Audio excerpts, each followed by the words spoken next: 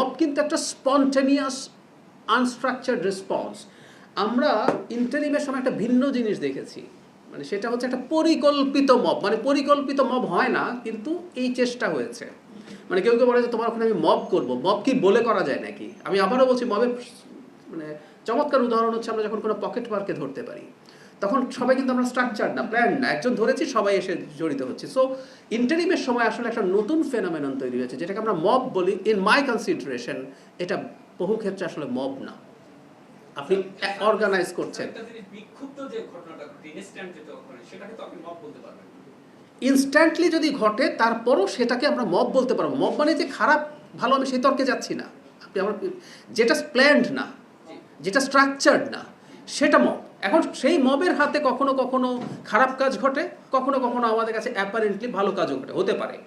কিন্তু আমরা একটা নতুন ফেনোমেনন দেখছি, বারবার বলছি যে আপনি আসলে পরিকল্পনা করছেন।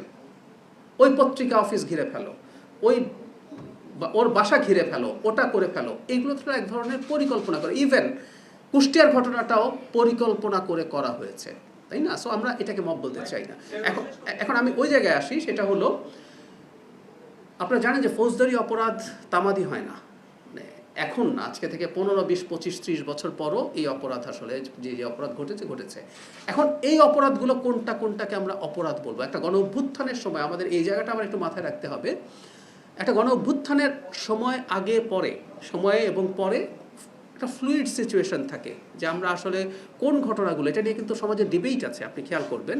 কিছু কিছু ঘটনা নিয়ে ডিবেট আছে, আবার কতগুলো ঘটনার ক্ষেত্রে আমাদের কোনো ডিবেট নেই। সো আমি একমত আপনার সাথে যে আমরা যদি মবের বিরুদ্ধে কাজ করতে চাই, ইন্টারিমের সময়ে পরিকল্পনা করে বা মবের নামে যা যা ঘটানো হয়েছে এগুলো আমাদেরকেও খতিয়ে দেখতে হবে। এবং আমি অন্তত যেগুলো নিয়ে আমাদের সমাজে ঐক্যমত্য আছে, আমরা সেগুলো নিয়ে নিশ্চয়ই কাজ করব।